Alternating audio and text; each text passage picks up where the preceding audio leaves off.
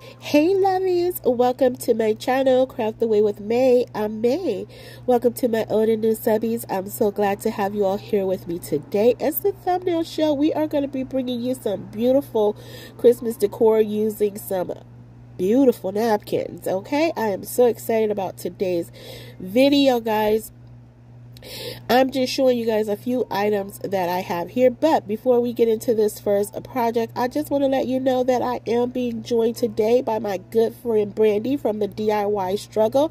We came together again to bring you guys some awesome content. I'm so excited to see what she has for you guys.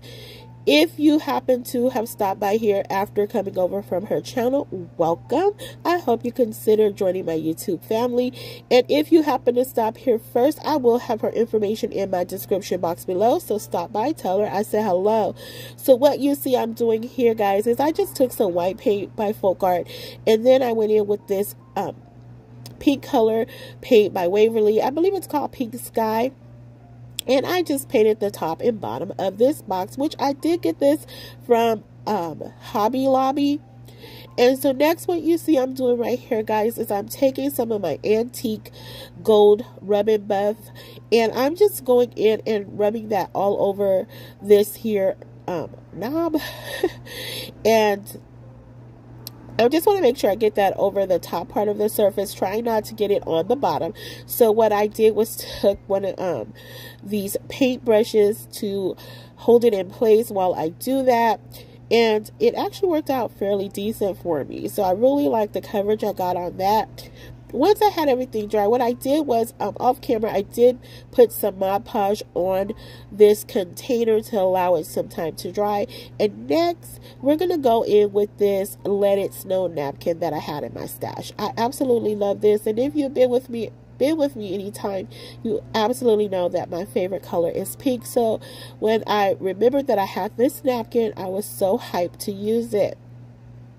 Now this container can totally be used for gift giving, or you can definitely make like a some type of a statement piece with it, a centerpiece, or just leave it as a shelf sitter. I'm not going to display anything on the inside at this time, just because I didn't have anything. And if you can't tell, I am a little congested. I have not been feeling well, and so I just kind of got a little lazy. But I just wanted you guys to see it, you know, in the final reveal of how it is. But yeah, anyway, okay, so next what I did there was I cut the napkin down and I ironed it out to get those wrinkles out. Now you don't have to do that. You could definitely do that. You could definitely put this down without ironing it out and getting those wrinkles out. It just takes a bit more time to do it, but it is something that can be done. So right here, because I am working with the rounded surface, it does take a little bit of maneuvering, but what I did was took some parchment paper and laid that over the napkin. This is a fairly common technique for decoupaging. You know, Brandi is the like, she's the teacher of the teachers for decoupaging. You know, I just do. But she really does break it down on how to do all these different fun techniques in decoupage, and I have learned a lot from her. And this is one of my favorite methods, along with using the sponge, which you guys will see later on in as we go through this video. So what I'm doing is I'm just going over this again, because it is a rounded surface. It is a little it's a bit more difficult to maneuver, so I'm just going back over it to make sure I'm getting out as many wrinkles as I can. And it almost gives me a pretty smooth surface, but I had a little bit of wrinkling, and that's okay. I'm not a stickler for like absolutely smooth surfaces. Like, it does not turn me off in any way, but I got this one fairly smooth, so I accepted that, and we're moving on. So I just sand away those the excess paper there, and then we're going to go ahead and start on the back part of this piece. Now, I knew what I wanted to do. I was like, okay, I have to cut this down to fit the back part that is missing. So, of course, I did not measure it, you know, using a measuring tape. I just used my measuring eyes, and I got it fairly close. It did overlap a little bit, but that's okay. It blended in very nicely. I was not too disappointed with that. And so what I didn't do though is I did not accommodate for the hinge on the back. So me being me, I just was going, and I'm like, okay, let's just start earning. And yes, it looks like I was about to burn the palm of my hand, and thankfully I didn't. But I'm a rebel like that. I was like, you know what? I'm just going to ride with it. But nope, I was safe. And so here it still did not register that, you know, May, take away that top piece. May, just remove it before you seal it. May, remove it before you seal it. I just ignored that voice in my head, which really wasn't a voice in my head because I was just going. But anyway, so I'm just ironing away, minding my own little business. And then I'm like, okay, let's remove the top part of the napkin. And right here is where I was like, oh, I should have cut it down to match. But it actually, like I said, sealed in. It blended in with the other part of the napkin. This is where it overlapped a little bit, but it was okay. And so here's where I'm like, yeah, not so smart, May. Yeah, you should have removed that before, girlfriend. But anyway, I was like, let's keep going. And I decided to just sand the rest of that down, as you can see here. And of course it's fighting back because, you know, I didn't do what I was supposed to do. So don't judge me. Don't you guys dare judge me. But here I just tear it away. And so of course it ripped a little bit too far, but I cleaned that up with my finger sander.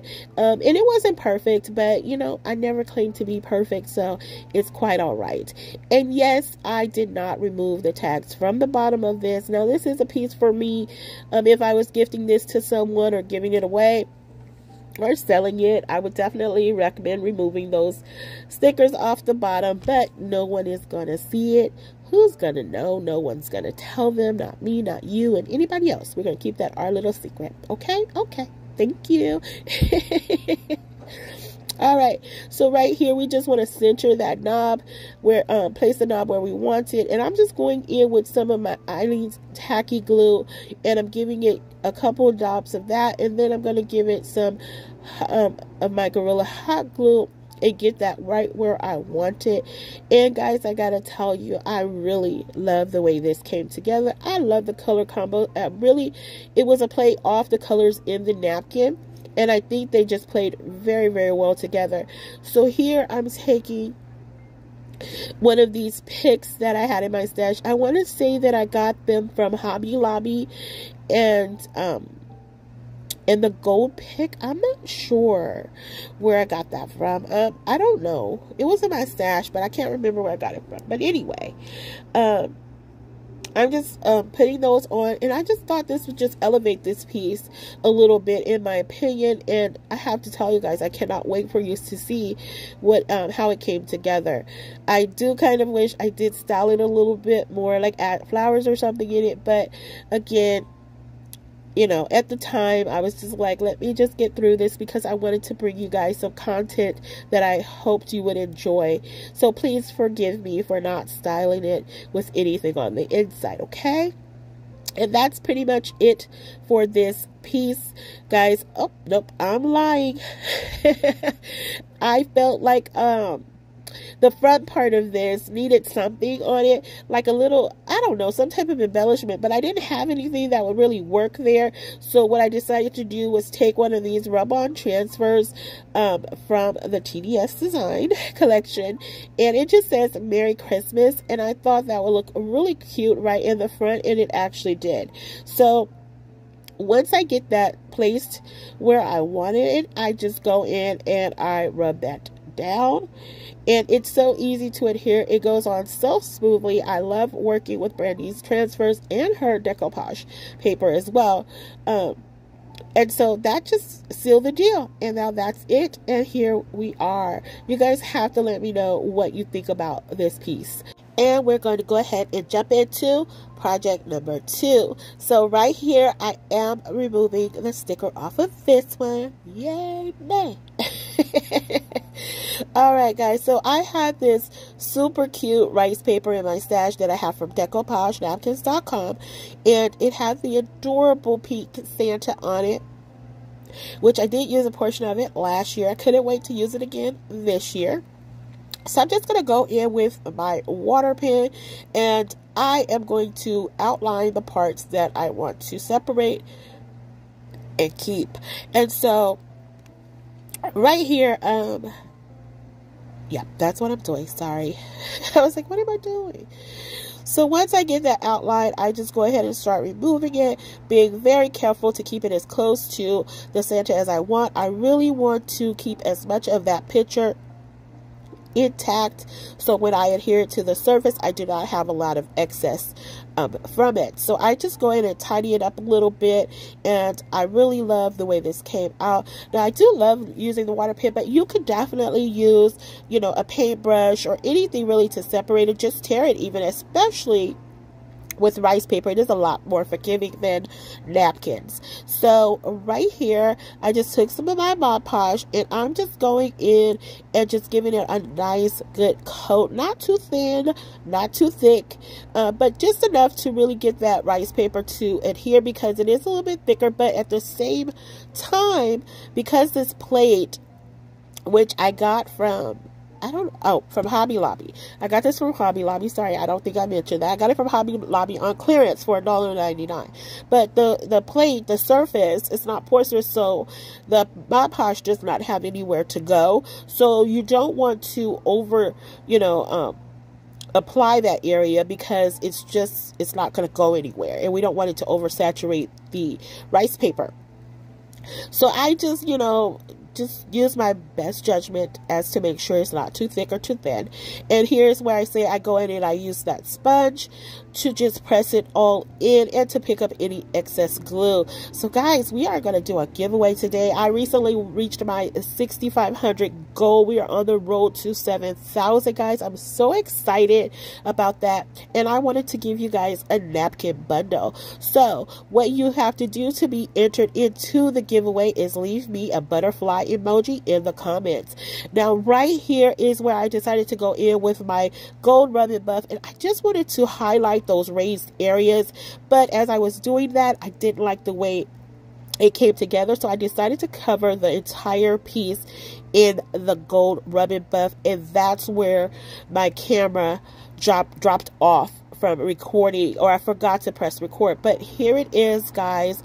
I absolutely love the way this came together. I wish I could have shown you more. Please forgive me. But that is it. And as we jump into our third and final project, I thought this one would be really fun to do. I had this wood board in my stash. I got this from Daiso. Daiso is a store here in California that is equivalent to what I call, it's equivalent to a Dollar Tree Plus in my opinion. However, their price point starts at $1.75 and go up. But the board was roughly about 20 inches, 18 to 20 inches in length, and I think it's about 7 or 9, no, it's 9 inches across. So I had this napkin that was gifted to me. I'm not sure if it came from Kathy Jo or Laura, but I couldn't remember. And I did not realize the napkin had a cookie recipe on the inside, and I thought that was so cool. I was going to use the front of it, and when I opened it, I was like, oh, it's called a cookie cake recipe. And so it sounds really delicious, and I thought, how cute would this be to put this on a display board where you could just have styled in your kitchen. Now, I do know quite a few bakers. I may actually gift this to someone, but the technique is pretty much the same for what I've done throughout the video here.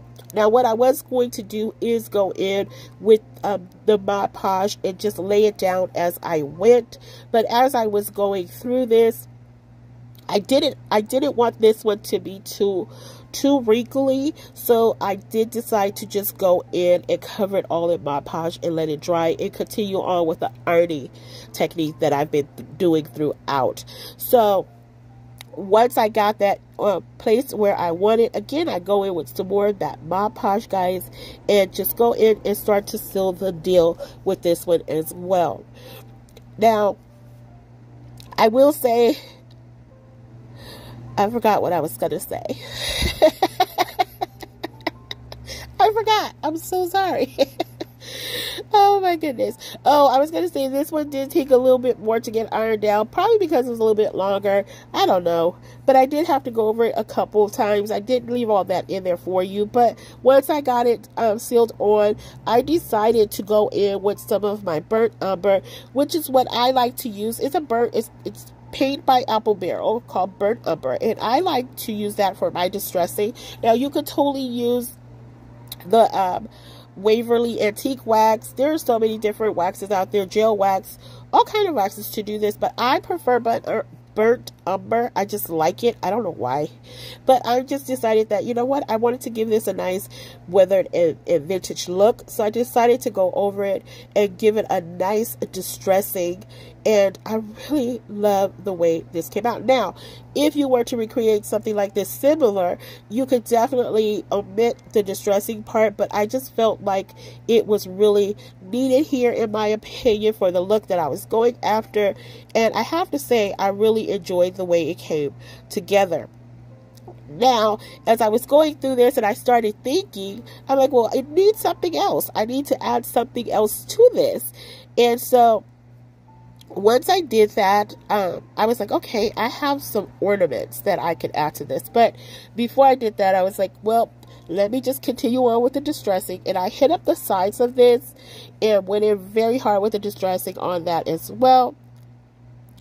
And I liked it. I really liked the way it came together. It just gave me those nice vintage vibes. But here is where I'm going to take some of these ornaments. And again, I apologize. I was out of frame, guys. I'm so sorry about this video. I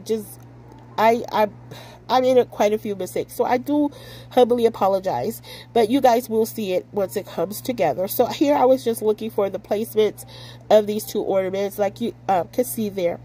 One was a gingerbread man and the other one was a rolling pin. It also had a gingerbread cookie on it, and I thought, you know what, even though these are Christmas cake cookies, I still think it was really cute to have the gingerbread cookies on there.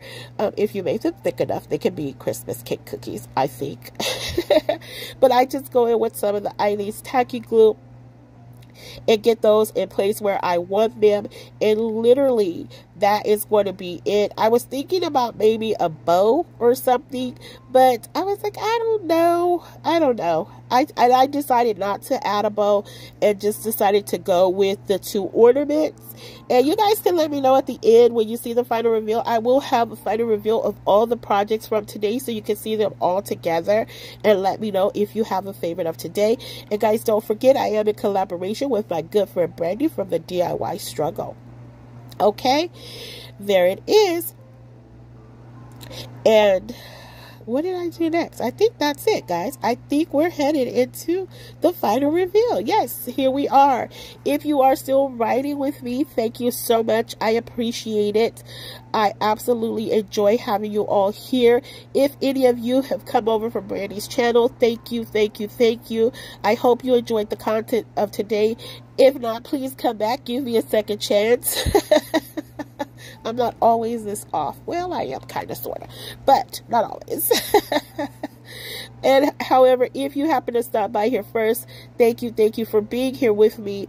I appreciate each and every one of you. I hope you consider subscribing, liking, sharing, and commenting, because you guys know how I feel about those comments. Keep them coming. And remember, we are doing a giveaway, and you know what you have to do to be entered. If not, you will have to check back in the video to find out how you can be entered in that giveaway. And let me know, lovies, which one is your favorite of today. I have to say that Santa is my favorite one of today, guys. So make sure you leave me that comment. Make sure you do what you're supposed to do to get entered into that giveaway. And don't forget, I am in collaboration with my good friend Brandi from the DIY Struggle. I will have her information in my description box below, so stop by and tell her I said hello. And until the next video, lovies, be safe, be kind, hugs and kisses, XOXO, bye.